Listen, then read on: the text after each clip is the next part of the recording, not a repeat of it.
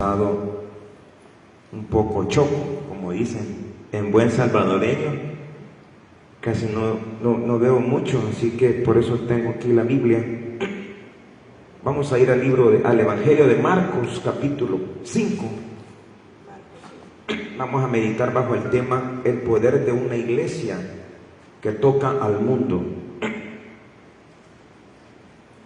Marcos capítulo 5.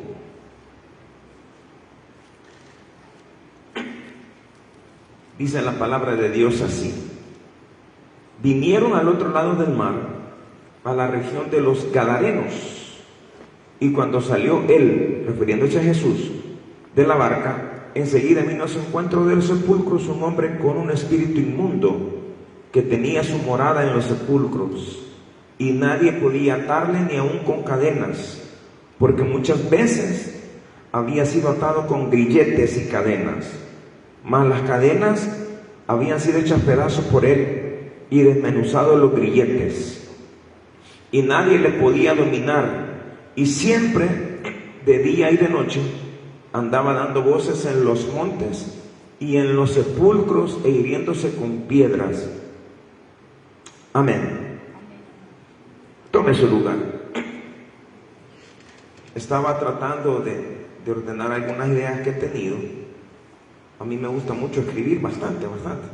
Y cuando tengo oportunidad escribo y después empiezo a ordenar, ¿verdad? Jesús habla de una persona que de seguro, aunque no hay mucha referencia sobre esta persona, era alguien importante en la ciudad de Gadara, porque Jesús hizo planes desde el otro lado del mar para ir a visitarlo a él. O sea, no era cualquier persona, esta persona que había quedado poseída por el diablo. En la Grecia antigua, la palabra iglesia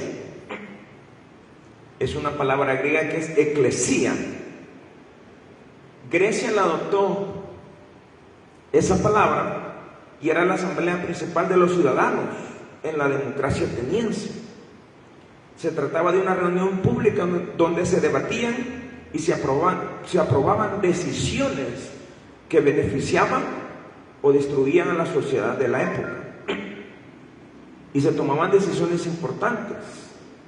También se ejercía el poder político, y el Imperio Romano utiliza la misma palabra, pero le da otro sentido.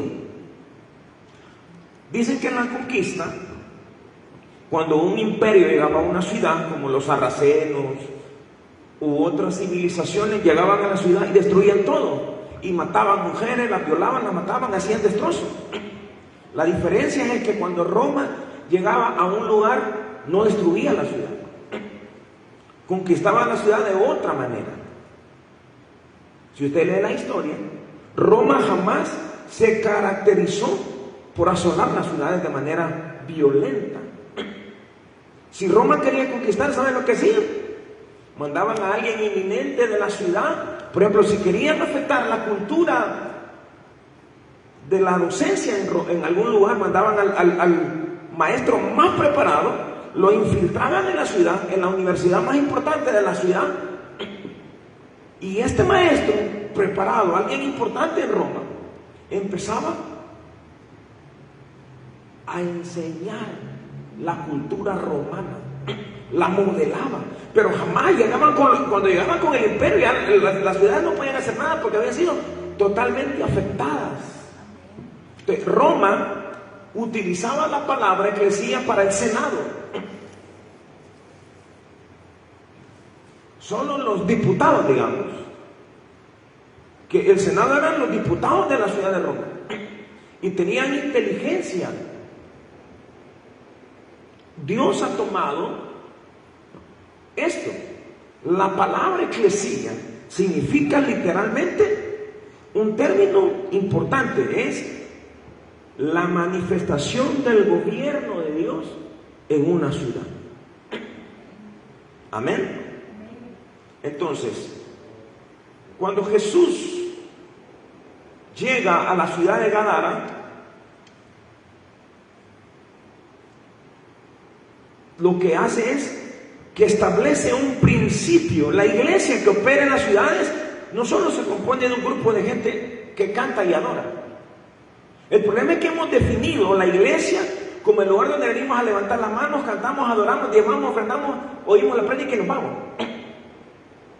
Pero literalmente la iglesia que Jesús establece era una universidad donde los creyentes se capacitaban permanentemente. Y lo que hoy tenemos es una iglesia donde la gente se reúne para cantar, para adorar, para esto y para lo otro, pero no hay edificación. Amén. Si ustedes ven a la mayoría de discípulos de Jesús, no cantaban. El ministerio de ellos era enseñar lo que habían aprendido, y donde quiera que llegaban, diseminaban la palabra de Dios. Pero hoy tenemos un montón de gente que solo replican lo que otros dicen, pero no viven en su propia vida la presencia de Dios, ni la palabra de Dios revelada en ellos. Las iglesias, los auditorios deberían de ser universidades permanentes de adoctrinamiento y de enseñanza para aprender a sostener lo que nosotros creemos como cuerpo de Cristo. Parece broma, pero los testigos de Jehová utilizan sus auditorios para ser adoctrinados. Debata usted que no sabe Biblia con un testigo de Jehová, lo va a terminar convenciendo. ¿Sí o no? Porque parece broma, están errados, pero saben defender sus puntos de vista. Y los evangélicos, y lo digo con respeto, la mayoría de veces cuando nos toca defender principios bíblicos, se nos sale el Espíritu Santo y hablamos en lengua, pero no defendemos lo que creemos. ¿Saben por qué? Porque solo el pastor enseña y los demás creyentes solo se vienen a sentar, diezmar, ofrendar, cantar, levantar la mano, llorar, gritar y hacer tantas cosas y terminan igual. Y se van, pero no han aprendido a defender sus principios. Amén. Entonces, la iglesia no es un lugar para adorar, es un lugar para aprender. Por eso es importante el estudio bíblico. Por eso es importante leer la palabra. La iglesia es un cuerpo de gente entendida en el propósito que Dios tiene. Porque Dios no tiene un propósito. Alguien escribió un libro que llamaba Una vida con propósito. Eso es un error. Porque Dios no tiene un propósito. Dios tiene el propósito. Tiene planes. Y planes y propósitos son distintos, porque Dios tiene un solo propósito, y es establecer su gobierno sobre los hombres, y ha usado a hombres llenos de su espíritu, y los llena y los capacita y los unge para que estos hombres llenos del Espíritu Santo proclamen la verdad de Cristo y la gente sea afectada con el fuego de Dios.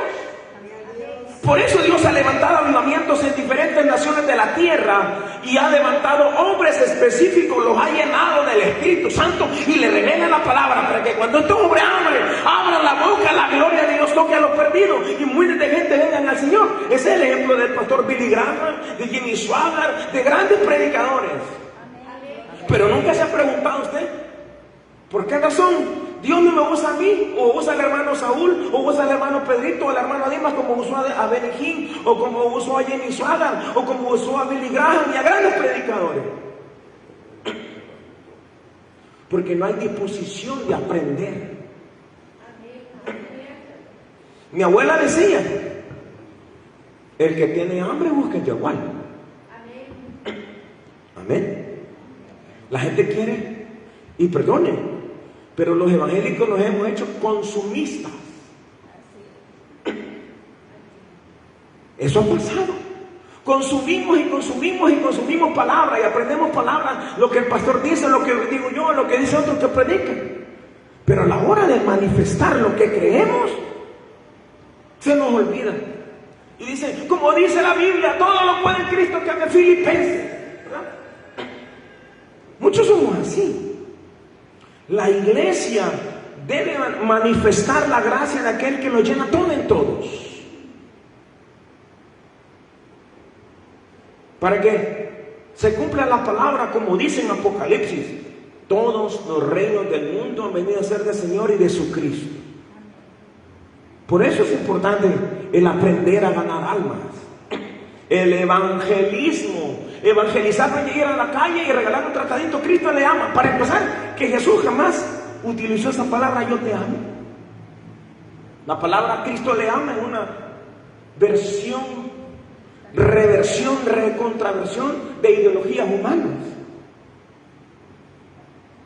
Hay que aprender a ganar almas y hay que aprender la palabra de Dios, porque lo único que puede convencer a un hombre de su pecado es la palabra de Dios y el Espíritu Santo. ¿Acaso no fue Jesús que dijo: cuando venga el Espíritu Santo, Él convencerá al hombre de pecado, de justicia? Y no es la palabra de nosotros, es Él. Pero la palabra de Dios en nosotros, llena del Espíritu Santo, cuando abrimos la boca, es capaz de transformar al perdido. Eso le pasó a Moisés. Moisés tuvo, después de matar al egipcio, tuvo que salir al desierto, y en el desierto pasó el desierto y Dios aprendió en el desierto. Y muchas veces nosotros necesitamos que el Señor nos meta al desierto para aprender a escuchar su voz. Porque venir al culto no es pasar el desierto. Cantar no es pasar el desierto. Necesitamos que el Señor nos meta al desierto y se deshaga del creyente evangélico que se conforma con el domingo, que se conforma con diezmar y con ofrendar. Que para eso diezmo, para que el pastor haga la obra, ¿verdad? Amén. Aquí surge, a mí me surge una pregunta. Cuando Jesús decide ir a Gadara,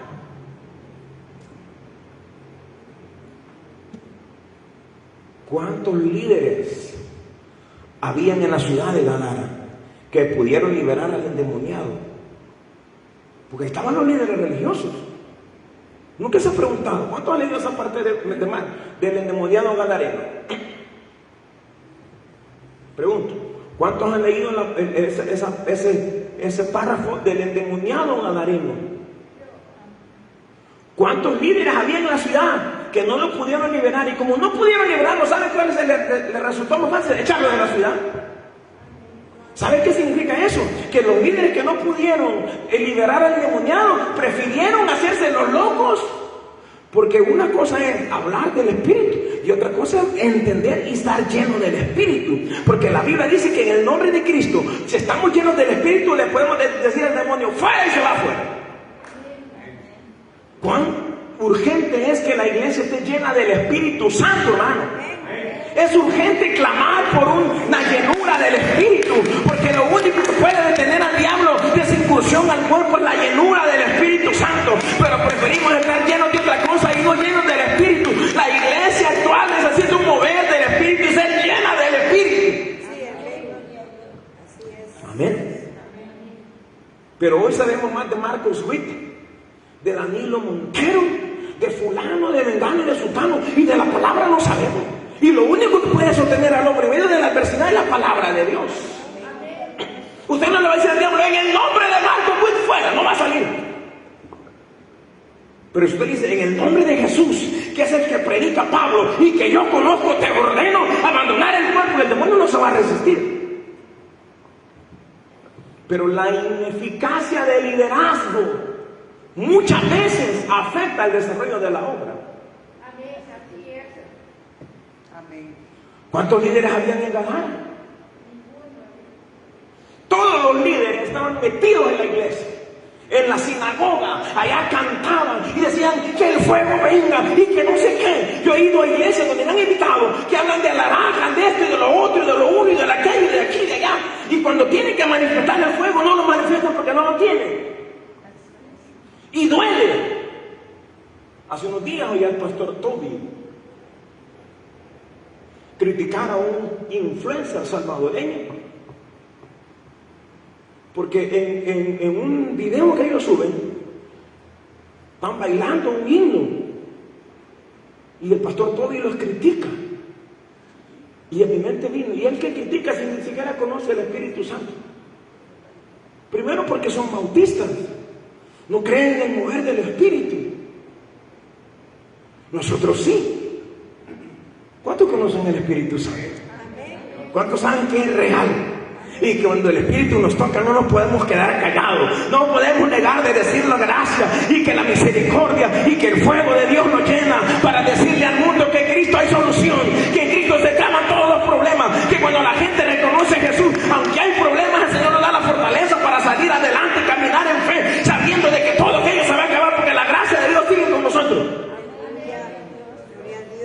El pastor Toby critica vivir si ni siquiera conocen al Espíritu Santo? ¿Por qué critican algo que ni siquiera van a cantar jamás en su vida? Ahora, y me surgió otra pregunta. ¿Cuántos líderes están comprometidos en su labor de ser la iglesia de Cristo? Yo, dirigiendo la alabanza algunos domingos, me he dado cuenta de que algunos líderes solo sirven, por ejemplo, el día de la Santa Cena, solo el primer culto, y de ahí se van a echar el café y se van de la iglesia. La responsabilidad debería ser en los dos cultos. Amén. Algunos líderes vienen solo el domingo para salir en la cámara y de ahí no se aparecen toda la semana. Los que trabajan se les entiende, o los que están pasando algún proceso de salud, pero otros, o sea, mi nivel de compromiso, no con el aposento alto, no con asambleas de Dios, no con el hermano Moisés, ni con el hermano Cristóbal. El compromiso mío es con Dios, porque el que me salvó, el que me redimió, el que me sacó de la basura, del estiércol, de la podredumbre, se llama Jesucristo. Y mi compromiso es servirle al Señor, y como yo le sirvo, Él me entrega a mí. Necesitamos tener compromiso con Dios, porque el que nos sostiene se llama Jesucristo. Entonces, debe haber un compromiso en ser iglesia de Cristo. Y vea que no es solo traer a los perdidos al reino de Dios, sino manifestar una cultura divina, porque nosotros hemos sido llamados a representar la cultura del reino de Dios. Por ejemplo, ustedes saben lo que a mí me pasó, pero en el reino de Dios no hay enfermo. En el reino de Dios no hay pobreza.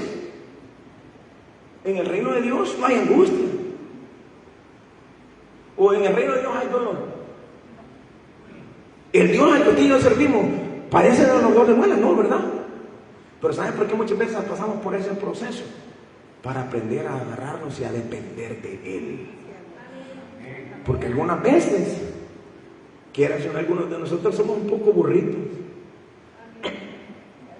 Amén. Hay gente que viene al culto y a la hora de la alabanza están como que lo bautizaron en jugo de limón, no cantan y están pasando pruebas, están pasando dificultades, y la Biblia dice, no lo digo yo, la Biblia dice: entrad por sus puertas, por sus atrios. ¿Por qué voy a entrar afligido? ¿Por qué voy a entrar angustiado? Si yo sé que todo lo que estoy pasando es circunstancial, pero lo eterno es más importante. Lo importante es que estoy acá sirviéndole al Señor, y que en algún momento la mano de Dios me va a guiar de tal manera que aunque haya demonios enfrente de mí, el Señor los va a tener que aplastar, porque la Biblia dice que no hay ningún demonio que pueda hacerle frente al cuerpo de Cristo. Usted es el cuerpo de Cristo. Esto no es la iglesia es usted. Este es el auditorio donde la iglesia se reúne para manifestar el poder del Espíritu Santo. Ahora, ¿en qué estaban interesados los líderes de la ciudad de Gadara? Para desarrollar en la ciudad. Hoy la iglesia se mete en tantos proyectos. Vamos a hacer esto y vamos a hacer aquello, y se gastan el dinero en cosas que no necesitan. Y lo más importante de las finanzas de una iglesia debe ser alcanzar al perdido. Amén. Invertir en alcanzar al perdido, no en otras cosas. Amén. Me invitaron la semana pasada a Santa Ana a predicar a una iglesia. Hay una iglesia que era la Asamblea de Dios. Famoso el hermano Marcos Amaya, más de 60 años de ser ministro en Santa Ana. Tiene una iglesia como de 100,000 personas. Se llama Centro Cristiano. Tienen 5 cultos los días domingos.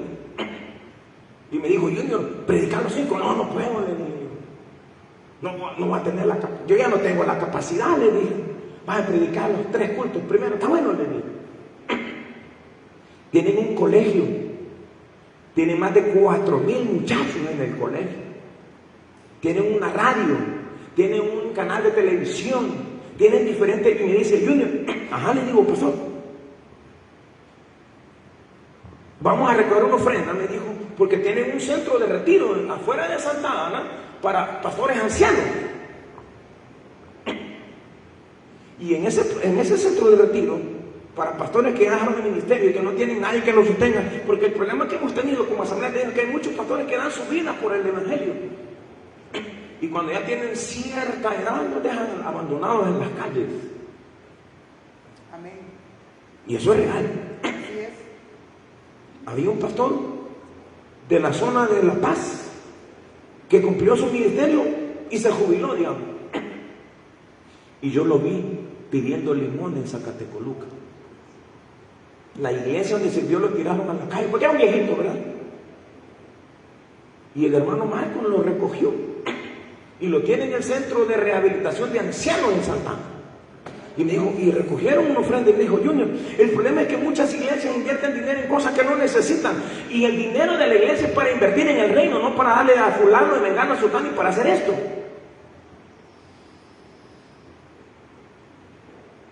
Y predicar en este culto es tremendo. Y esa prédica que compartí me sirvió esta palabra. ¿En qué estaban los líderes más interesados? ¿En desarrollar la visión personal del líder o en desarrollar la visión de Dios? Preguntémonos, ¿qué visión quiere desarrollar usted? ¿La suya o la de Dios? Isaías dice en un versículo, en el capítulo 40, mi consejo permanecerá. A Dios no le interesa lo que yo pienso, lo que yo creo, lo que yo predico. A Dios le interesa lo que Él necesita que le interese. Por eso Jeremías dice que mis caminos no son tus caminos, ni tus pensamientos mis pensamientos, porque los caminos y los pensamientos de Dios son más altos que lo que yo puedo querer, que lo que yo puedo necesitar. Porque a Dios no le interesa mi necesidad, a Él le interesa que yo me preocupe por lo que a Él le interesa. Y cuando a mí le interesa lo que a Él le interesa, a Él le interesa lo que yo necesito. ¿Sí entendió lo que digo? Lo que dije. ¿Entendió lo que dije? Yo no lo entendí ahorita, se lo dije, pero sí. A Él no le interesa mi necesidad. La necesidad mía debe de ser el interés de Él, de alcanzar al perdido, de llenar al mundo con su gloria. La gente necesita conocer el fuego de Dios. ¿Y quién mejor que nosotros, los evangélicos pentecostales, que estamos llenos del fuego de Dios, para decirle al perdido que necesita reconocer que hay fuego, hay salvación en Cristo? Yo no necesito ir a un bautista a hablar de los pentecostales, porque ni siquiera lo va a entender. Amén. Hay un pastor amigo que hace unos meses trajo a unos pastores bautistas del sur a la iglesia de él y me dijo, Junior, fíjate que tenemos un seminario de crecimiento. ¿Y quiénes son? Unos bautistas. No, gracias, me dije. ¿Sabe por qué? Porque los bautistas son calvinistas y nosotros somos arminianos. Creemos en el fuego del Espíritu, ¿o no? Cuando el Espíritu Santo nos bautiza, bailamos, saltamos y hacemos lo que sea. Pero no, y en cambio un bautista no dice, nos ve así, saltando y bailando y dándole, está endemoniado. Eso lo dijo Billy Graham en una campaña. Que eso de la glosolalia evangélica se llama, ¿verdad, hermano? Es locura de la gente, dijo el pastor Billy Graham. Entonces, existen hoy en día líderes y congregaciones incapaces de hacer lo que fueron llamados a hacer, porque para ellos es más importante su filosofía. Tengo un amigo pastor que un día me dijo, aquí se hace lo que yo digo, porque yo soy el pastor. Ah, está bueno. Por eso no te invito a predicar, me dijo. No te preocupes. Aquí no nos gustan los predicadores que gritan. Amén, está bueno. Y los que van y no me gustan, está bien. Me invitaron a una iglesia en San Marcos. Y a él lo invitaron por la iglesia y me vio predicar. Y dijo, wow, mira, me dijo, después de culto, ¿crees que puedes ir a la iglesia? No, porque mucho grito.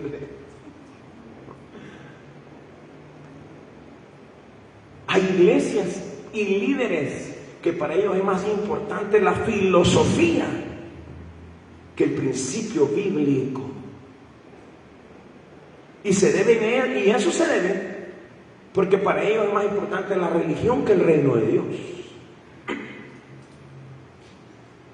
Por esa razón, Dios levanta hombres y mujeres llenas del Espíritu Santo. Y yo tengo un libro que se llama Los Generales de Dios.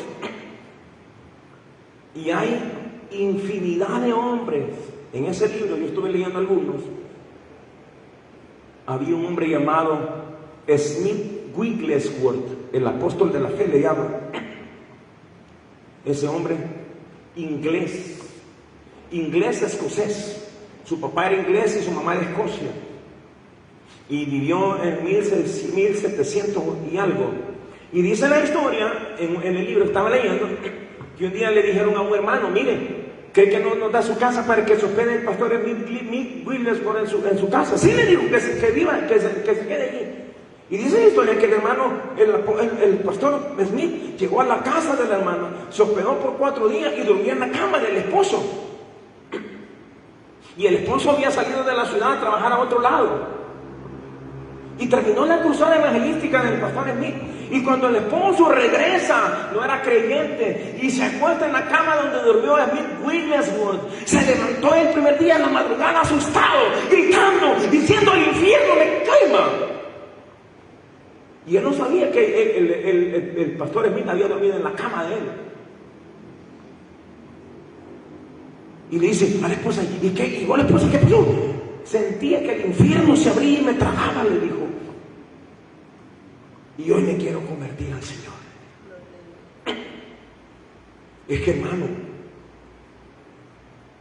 cuando Dios levanta a un hombre o a una mujer llena del Espíritu Santo, Dios lo levanta y lo envía por donde Él quiere, no donde yo quiera. Por eso necesitamos que Dios levante en esta congregación hombres y mujeres llenas del Espíritu Santo, que tengan el fuego de Dios, para que cuando prediquen el Evangelio o vayan a evangelizar las calles de la ciudad, de la colonia metrópoli, de cualquier lugar, de la boquilla aquí arriba, de que no, la gente sea llena del fuego. Necesitamos una generación de jóvenes y de gente mayor comprometida con la búsqueda de Dios, para que un avivamiento verdadero se derrame sobre el aposento alto. Pero necesitamos compromiso con Dios. ¿Cómo necesitamos que el cuerpo de Cristo, que es su iglesia, exprese la vida de Cristo? ¿Cómo estás, hermano? Le dije a un hermano allá en Zacatecoluca: ¿qué tal, hermano? Aquí en la lucha siempre, hermano, me decía, la lucha. Y siempre que le encontraba al hermano le preguntaba: ¿qué tal, hermano? En la lucha siempre, en la lucha. Un día el pastor le dijo: vamos a comer donde el hermano Margarito. Vamos, le dije, quiero ver cómo está. Y a punto de tocar la puerta, siguen los cacerolazos adentro de la casa. Y cuando preguntan: ¿qué tal, hermano, aquí en la lucha con esta vieja? Digo, que era la esposa. Hay gente evangélica.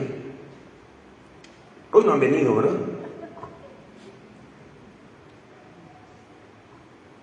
Mire cómo me trae el diablo. Aquí tengo al diablo. Dice: aquí tengo al diablo.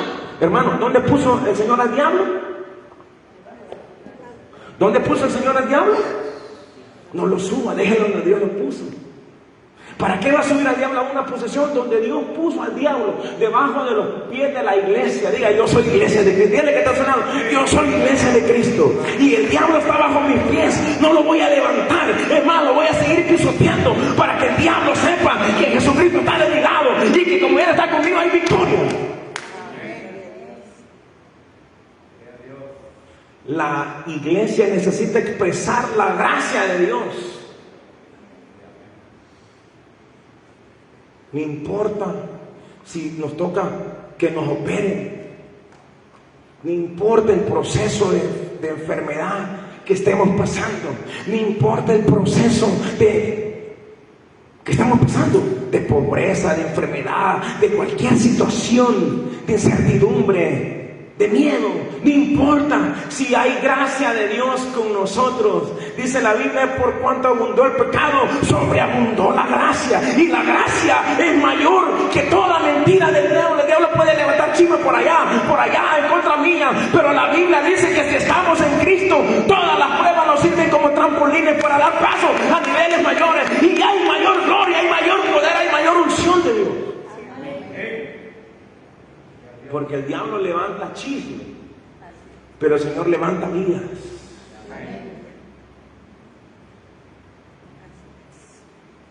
Y aunque el diablo levante un sistema diabólico para intentar detenernos, será derribado. Vean, Jesús le dice a los discípulos: vamos al otro lado del mar. Estaban al otro lado. ¿Y qué pasó? Cuando se suben a la barca, ¿qué pasa? ¿Se acuerdan? Dice que una tempestad se levantó, tanta la tempestad que golpeaba la barca. ¿Y qué estaba haciendo Jesús?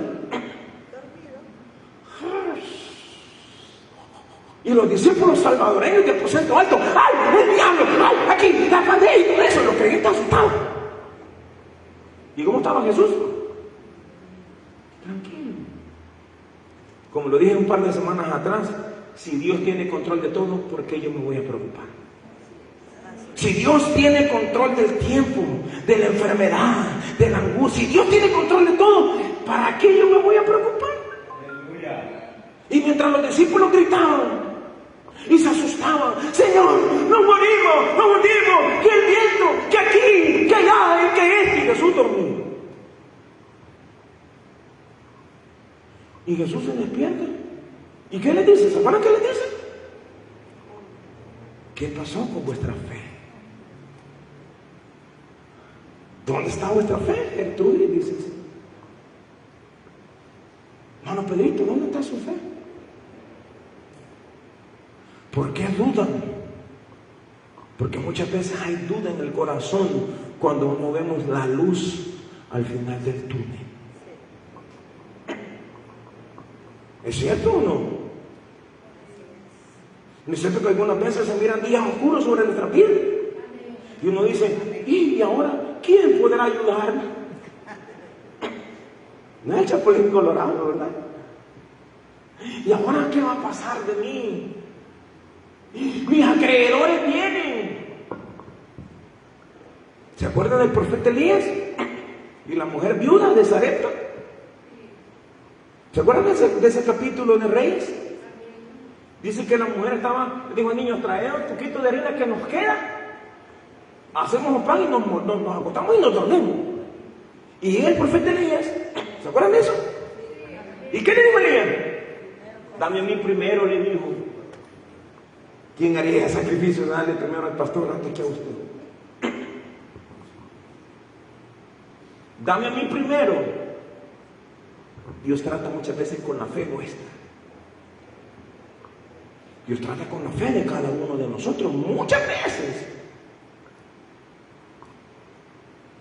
Hace unos días dejé mi casa, en mi casa dejé la cartera. Yo me fui con 30 y creí que andaba la cartera porque siempre ando una mochilita negra. Y un día la dejé y a mí se me olvidó. Y me fui a traer niños. Yo llamaba a los 30 para el bus, ¿verdad? Y después cuando iba por San Martín, mi cartera. Y ya no tenía para regresarme. Nos venimos a pie con el niño desde San Martín hasta la casa, 5 kilómetros. Y le dije a Benjamín: fíjate que no vamos a ir a pie porque se me olvidó la cartera. No te preocupes, me dijo. Yo tengo buenas piernas, me dijo, para caminar. Y empezamos a caminar sobre la calle de Oro. Y ahí por un lugar que se llama Ciudad Mujer, nos detuvimos porque había un palo de mango y bajamos mango con el niño. Y estaba un señor del pan sin ahí y dijo: no se suban al palo, dijo, se van a caer. No se preocupe, le dije yo. No váyanse. Y me bajé del palo y el señor me regaló una caja de mangos así, y como 200 mangos. Y me dijo, ¿por qué vienen a pie? Es que vi que dejé mi cartera en mi casa y no ando dinero. No, hombre, no se preocupe, me dijo. Y me regaló $5. Es más, me sube al camión, me dijo, nos dejaron enfrente en la colonia. ¿Por qué yo me voy a preocupar de las cosas si Dios tiene control? Porque yo me voy a preocupar de que el acreedor va a venir, si sé que el Señor va a mandar cuervos, va a mandar a profetas, a hombres de Dios, pero necesita Dios probar mi fe para ver qué tan largo puedo llegar, porque muchas veces mi fe es pequeña, pero cuando Dios envía a alguien para bendecirme, mi fe se extiende, porque yo no voy a caminar como yo quiero, sino como Dios ha decidido que camine, y el Señor abre el camino y rompe cosas para que yo pueda caminar sabiendo de que Él está de mi lado, y que si Él va de mi lado, nadie me va a detener.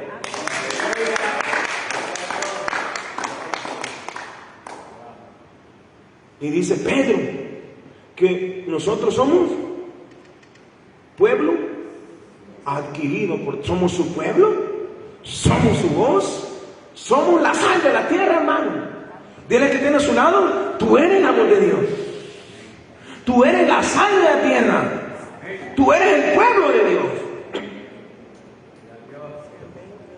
Termino con esto. Como no dijeron amén, terminamos a las 10 de la noche. A los que dijeron amén después del culto, el hermano Catota nos va a invitar a un café. No, pero yo sí. Miren, somos el medio que Dios usa. Dile que tiene a su lado, tú eres el medio que Dios usa para manifestar su reino. Somos el medio que Él usa para manifestar su propósito y para expresar la voluntad de Dios. ¿Cómo es la voluntad de Dios? Buena, agradable y perfecta. Dile que tiene a su lado, usted es la obra de Dios. Usted es la obra de Dios. Y somos el medio que Él usa para que los reinos del mundo vengan a ser de su Rey y de su Cristo. Para que las tinieblas sean esparcidas y la luz ilumine todo.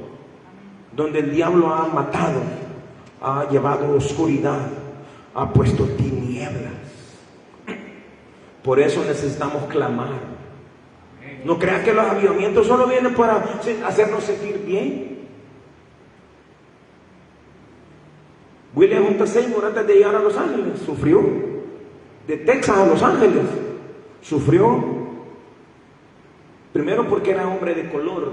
Y en esa época, los hombres de color no eran predicadores, eran esclavos. Había racismo. Más en esa parte de Estados Unidos, de Texas, California, todo eso había racismo. Y William J. Seymour, bajo el ministerio de Charles Parham, fue un hombre ungido y Dios lo llevó a Los Ángeles. Y ese hombre de Texas a Los Ángeles sufrió bullying, sufrió racismo, sufrió golpe, incertidumbre. Llegó a la iglesia donde iba a predicar y la mujer, cuando vio que era de color, dijo: aquí no puede predicar, un hombre negro nunca ha predicado acá. Y el pobre hermano Seymour, sin dinero, con 4 muchachitos y su esposa, $5. Dice la historia que tenía, en el libro que le envía al hermano Seymour. Y dice que un día vio un garitón solo. Y dijo que iba a ser la iglesia. 5 años tenían de estar proponiendo ese edificio y nadie lo quería comprar. Nadie lo quería comprar. Y empezó a orar. Y todos los días, por 4 semanas, fue a poner la mano sobre el edificio. Y un hombre lo vio y le dijo: ¿y qué estás haciendo, negro? Le dijo. La historia dice eso. Estoy orando por este edificio para hacer la iglesia, es el que le dijo. ¿Y vos sabés cuál es el precio de este edificio? No sé, le dijo. ¿Cuánto tenés en la bolsa? Le dijo. $400. Dámelo, le dijo. Hace 5 años estoy vendiendo y nadie lo quiere vender este inmueble, te lo voy a dar más en $500. Y hoy está valorado en más de $50,000. ¿Sabía una cosa? Muchas veces la gente no ve el valor que usted tiene, pero Dios sí sabe el valor que usted tiene. Y como Dios sabe el valor que usted tiene, lo impulsa, lo bendice, le da a todos lados, le abre puertas aquí, le abre puertas allá, hace esto con usted, porque Dios ve el valor. Los hombres no ven el valor que usted tiene, pero Dios sí lo ve. Amén. Yo en algunos lugares he sido menospreciado. Me da lo mismo, porque no es lo que el hombre ve, sino lo que Dios hace. Hay gente que me ha dicho a mí, después del infarto, alguien me dijo un día de esto, después del infarto, yo creí que te ibas a morir, me dijo. Pues gracias a Dios, no, le dije, te hubieras muerto, me dijo, va. Oramos, porque el Señor me lleve, me aburrí de ver en la cara a pastores como ustedes, le dije. Así en serio. Pero hay gente que no ve el valor y el esfuerzo que hace, pero Dios sí lo ve. Y como Dios sabe el potencial que tiene, lo impulsa. Y por eso dice la Biblia que al altivo de lejitos. Venga, hermano Pedrito. Venga, hermano Dino. Así actúa Dios, mire. Parece aquí. Suponiendo, no es cierto, que el hermano es muy altivo, ¿sí? Y que el hermano Dimas es humilde. Dios al altivo ni siquiera lo mira, se hace loco. Y por más que el altivo ore y cante y baile y haga esto, Dios dice, yo te escucho. Y puede tener un buen talento, puede tener capacidad, pero la Biblia dice que antes de la caída era altivez de espíritu. Amén. Entonces, al altivo Dios ni siquiera lo voltea a ver. El altivo hace ayuno, hace vigilia, hace esto y no le hace caso a Dios. Y Dios de vez en cuando le regala su chocobanano. No siempre, de vez en cuando le regala su fresco. Pero al humilde, póngase, ¿qué dice la Biblia? Al humilde, muchas veces, aunque sea ha decidido que dice caminar, seguir caminando, le dice, no te detengas, porque Dios está conmigo. Y siempre, cuando yo estoy a punto de detenerme, Dios me impulsa. ¿Está entendiendo? Gracias. ¿Entienden eso? Muchas veces ha habido desánimo en nuestro corazón. Amén. Le puedo contar algo. El día que ese pastor me dijo, te hubieras muerto, llegué a mi casa pensando, me hubiera muerto de ver. ¿Qué estoy haciendo? Entró desánimo en mi corazón. Porque solo yo que pasé por lo que pasé, sé lo que es difícil que es. Solo yo que pasé por ese proceso, sé lo difícil que es una cirugía de corazón abierto. Y ese pastor me dijo tan serio, te hubiera muerto, yo me metí. Y en mi casa le dije, Señor, como a las 11 de la noche, de veras, ¿por qué no me morí ese día, 4 de enero? Si yo no tengo nada que hacer, yo le hice lo que tenía que hacer por ti. Y el Señor me dijo, Junior, es que todavía tengo cosas que hacer contigo. No he terminado con vos. Esto apenas comienza. Yo le dije, Señor, sí. Somos el medio que Él usa para que la gente conozca la misericordia de Él. ¿Quién mejor que yo? ¿O quién mejor que la hermana Blanquita? ¿O la hermana Tita? ¿O la esposa del hermano Saúl que está en un proceso de operación? Solo la gente que hemos pasado por dificultades, que el Señor nos metió al desierto. Conocemos el valor de salir del desierto y decir, estoy vivo, porque aunque Dios me hizo pasar por el desierto, en el desierto aprendí que no hay mejor medicina y mejor recurso que depender de Dios. Amén. Porque solo los que hemos pasado por el desierto sabemos el valor que tenemos. Porque el pastor no puede valer el valor que tiene el hermano Saúl, o el valor que tiene el hermano Felipe, o el valor que tiene la esposa del hermano Dina, o el valor del hermano Catota, o de la hermana, o de alguno de nosotros.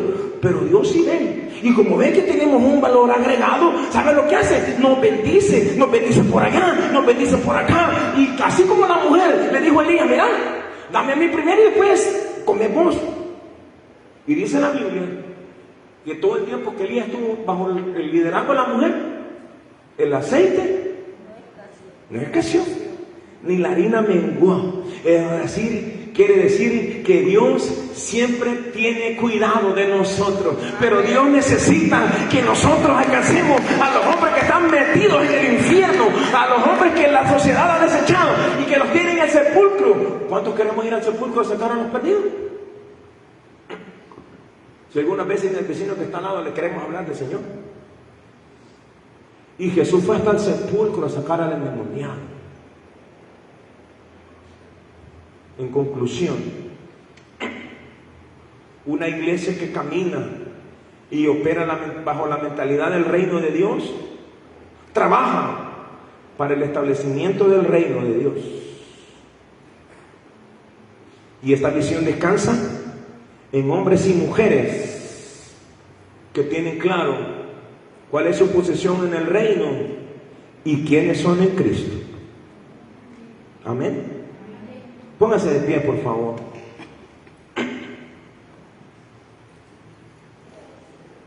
Señor, mil gracias por tu presencia, por tu amor, por tu misericordia, por tu fidelidad. Así como trajiste a Saúl, el rey de Israel, desde lejos de la ciudad, Señor, y que por su acción